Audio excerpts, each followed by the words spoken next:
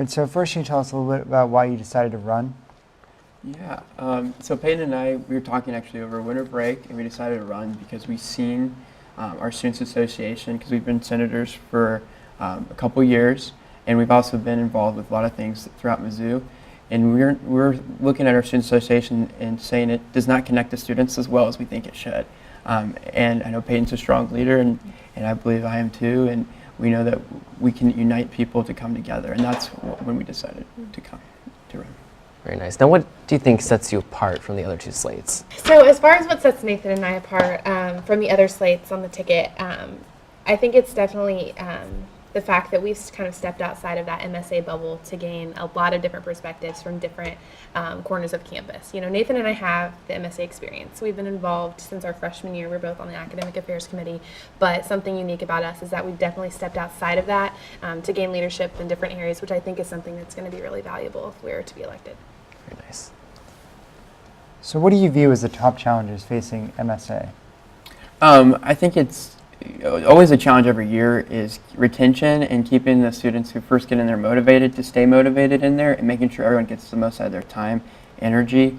I know we've hit a lot of times and been critical of how the structure of Senate has been run, but I'll make it clear that there's a lot of students in there that truly care, and we know that there's more students out there that care, and the best way to mobilize them is to show that the time and energy they get out of it in their projects are seen through. And so as an exec, we want to make sure everyone in the Students Association knows that every ounce of effort you put into it is betters our Students Association and betters Mizzou as a whole. And I think that's something that we can rally the troops and do. So you've both been pretty involved in other organizations outside of MSA. So how have you used your voice in the past to influence change on this campus? Yeah, definitely. Let me start first. Yeah, sure. Yeah, so I took over my fraternity's philanthropy last year, and we only had 3 sororities participate and only raised around $2,000 for our philanthropy. And I said, you know what? Philanthropies are about finding a local cause, getting as many people as you can together, and having fun. And so with those principles in mind, I sat down and met with every single external philanthropy chair for every single sorority and got them involved, and we got full participation in the Greek community in our philanthropy and had the largest participation of any for IFC philanthropy. And now this year, I'm proud to announce that we're opening up our philanthropy to all students at Mizzou. So I think what you first start out with is making sure your community, that the people around you are better, and including them in conversations and making them feel involved before you go out on the campus as a whole and try to rally everyone to come together. So I think it's, and Payton. Yeah, something that I'm really proud of. I'm a part of Mizzou Wishmakers. I'm on the executive board for that. And Mizzou Wishmakers is a really new organization. It hasn't been on Mizzou's campus very long. So, you know, I've been in kind of the building stage of outreach, getting the word out there. And just this year alone, we've had to send over 1,000 emails to students who have been interested. So really working hard to get the word out there. Mizzou Wishmakers grants wishes for sick children in the Columbia community. So it's a great opportunity for students to get involved, and I've been really proud to use my voice to outreach to different communities and get more participation in the organization. So a kind of big part of your campaign has been your coffee on the couch idea. Mm-hmm. Can you kind of explain where that came from and what you hope to accomplish with it? So Coffee on the Couch is a couch that we found on Craigslist, and then we bought yellow spray paint and spray painted it. And you know, Coffee on the Couch was basically designed to encourage a daily dialogue for students. You know, we've kind of always been about this people over politics approach. We don't want students to have to feel intimidated to knock on an office door to feel like their voice can be heard. And I think in the past that's kind of what we've seen. Mm-hmm. So we created Coffee on the Couch to encourage that daily dialogue, make students feel, make it approachable, make their student government approachable, which is something that I think it's been lacking. Yeah, the whole point of it is to put a personal touch to our student government. And it's not just having that conversation on the couch, it's also a symbol of how Payton and I would approach our administration and how we would lead the direction of MSA as a whole. That couch is something that can be moved anywhere, and if we were elected, we would love to move it throughout campus and have those bi-weekly coffees with any students out there. We believe the student government should go to the students not necessarily students coming to the student government, but we will be there always if they do to listen. But a lot of times they don't know that we can have a good conversation, so we want to take the conversation to the students.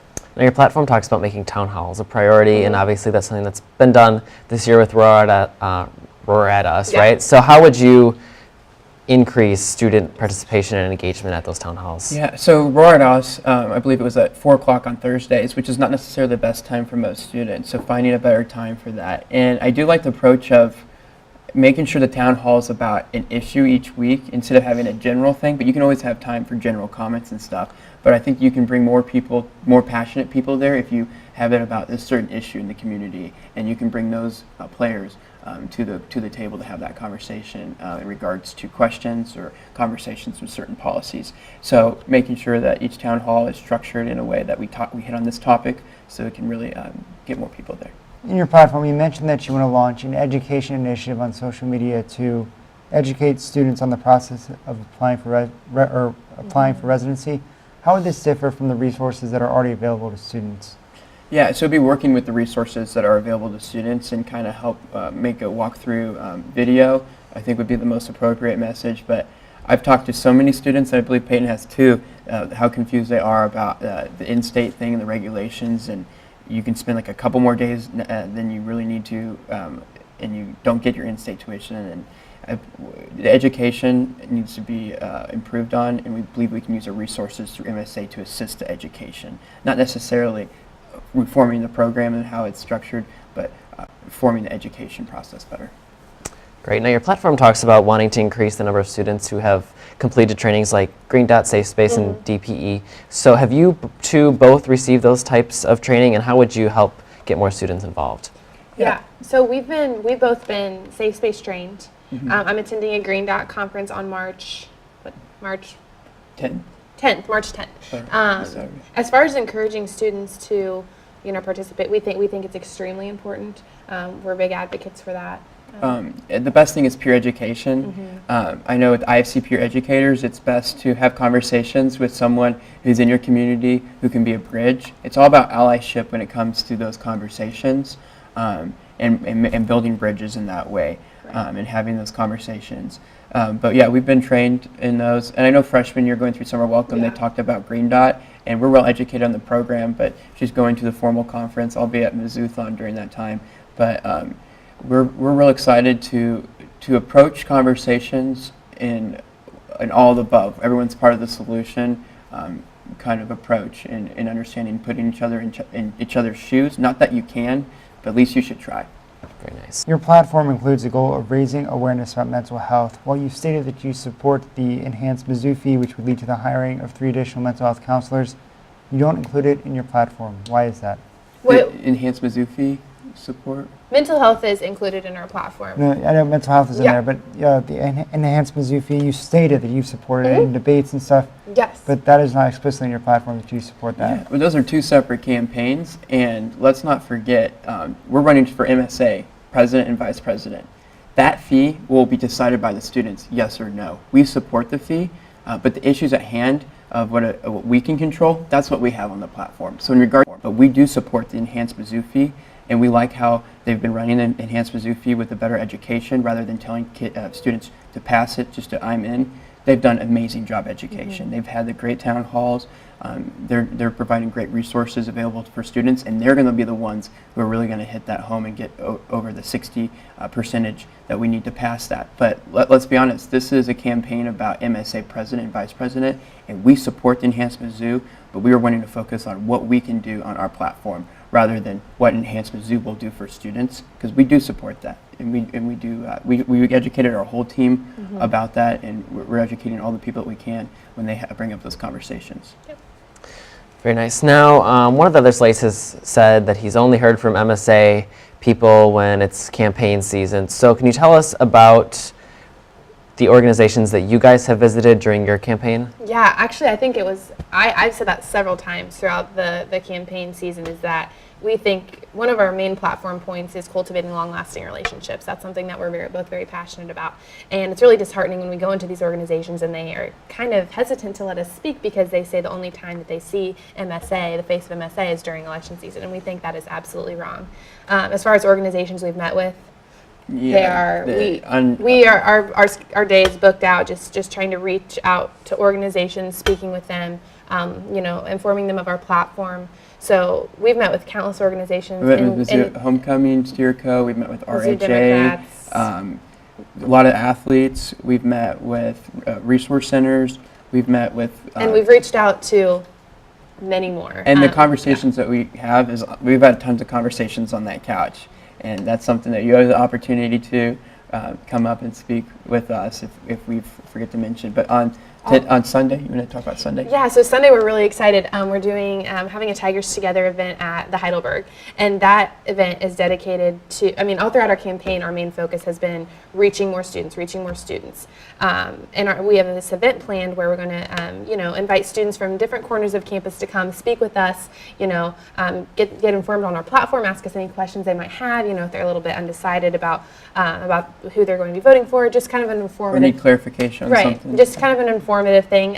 So that's going to be this Sunday from 6 to 8 at the Heidelberg. So we're really excited to invite everyone to that. So you talk about visiting different groups. Have you been able to cultivate relationships with any of them that you think you can take with you into the presidency if you're elected? Absolutely. And that's kind of something that we've promised to these organizations, is that you won't just see us one time during election season. That is wrong. That is absolutely wrong. And that's something we wholeheartedly believe. Mm-hmm. We're not about the optics of like, oh, we check off the box, we met with you, check off the box, we met with you.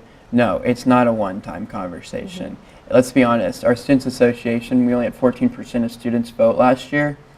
That's unacceptable for a strong to be the voice of the students. So this conversation will not stop if we really want to lead our Students Association in the right direction. Now, about low voter participation, do you see the number of people voting increasing this election? Some other slates have talked about it, and I think you guys have too, hoping that there would be higher participation rates. Do you see that happening? We're very hopeful that there will be higher participation. Especially, we've really focused our campaign on educating and informing students outside of that core MSA group. People on our campaign team didn't even know what MSA was, and now they are giving us ideas that we haven't even thought of to make our Students Association better. Yeah, that's what's really exciting, because we have a lot of people who are creative, energetic, who care about Mizzou, who they're like, this is how the system currently works. There's no way it should work that way. And like, well, it does. But you don't have a crystal ball to see about how much voter participation is, but I can see the climate of our country overall. Making things change starts at the micro level. And I think making our community better should be focusing on what we can do here in Columbia, not what Payton and I, or we're going to do right down the road. No, we're here for Mizzou. We're here because I'm a third-generation Tiger. She's here because she grew up as a Mizzou fan. Mm-hmm. We want the best for this university, and we won't stop until we see more voices here and more conversations. And you've talked about actively coordinating with the Government Relations Office and ASUM. I think you had a video where you brought the couch to the Capitol, is that right? Yeah. So what new perspective are you guys going to bring that ASUM and the other slates maybe don't have? I think it's working with ASUM. It's not working like we're going to have our separate thing and they're going to have, no, it's working with. When we talk to some of our friends who are in ASUM, they told us that whenever they lobby on certain issues, like for instance, the counseling center, they thought counselors, some of the legislators who aren't in Columbia, I think the local legislators are very well educated. They do come to Mizzou and they do see what goes on here. But there's a lot of legislators who vote on the same things but do not know what it means to be a Mizzou student.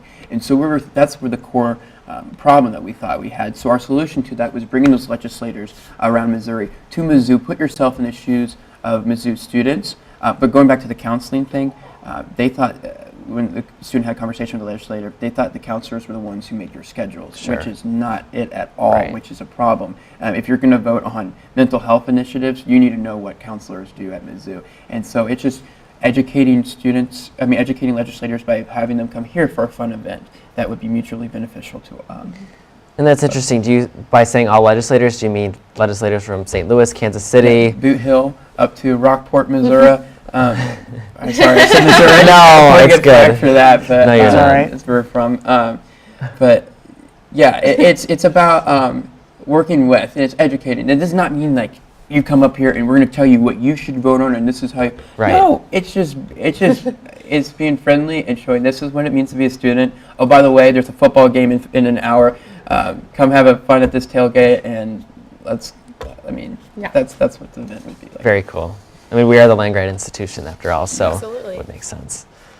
So on Twitter, your campaign said that in a tweet about It's On Us, you said that Tori has done a great job working for It's On Us, but we think it takes more than writing 3 words in your hand and taking a photo. Can you explain a little bit more about what you meant by that? Yeah, so Nathan and I, we are so proud of the accomplishments of It's On Us. And the first part of my tweet said Tori has done a great job, and we mean that.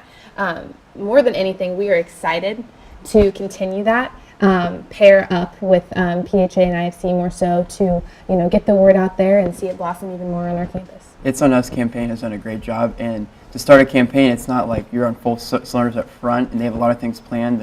It's On Us Action Week, which is very exciting, and we can't wait to see it blossom. So during a recent debate, you accused the current Senate of being the source of last year's election problems. Now, a lot of the senators will most likely be reelected. So if you're elected, how will you strive to cooperate with them? I don't think that might have been taken out of context. I don't recall us saying that they were the source of any problem I in think the that election. But what would be talked about is we were talking about earlier this year when we first had the BEC chairwoman get.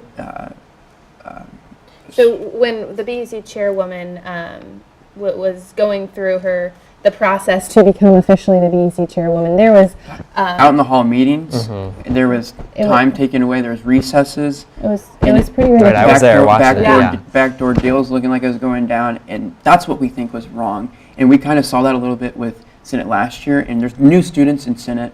There's great leaders throughout all of Senate, Right. and we just don't want. We want to have them put Senate above this presidential race. And one thing that we've kind of stressed overall is that we're about people, not politics. We don't want to play the politics game. We care about people and bringing people together, and that's what we're about. Now, you've been endorsed and have posted many social media pictures with sports teams and other organizations. So how do you plan to work with them and support them, and how does that fit your overall mission? So Nathan has a really special passion for athletics, just because his brother played football here. So if you want My brother walked on. He didn't even expect to be on the team, and then he walked on, played football, started. It was real exciting. So I grew up a Mizzou Tiger fan, and watching him play was one of the coolest things. And seeing how much effort and time and commitment those students put into what they do, our student government should be supporting them in better ways and having those conversations. When we met with those athletes, most of them didn't know what MSA was Right. or what it could do. And it's not for us to step in and saying, because there's also there's associations for the athletes student government as well. But it's to be working with them and working with individual athletes and being a system of support.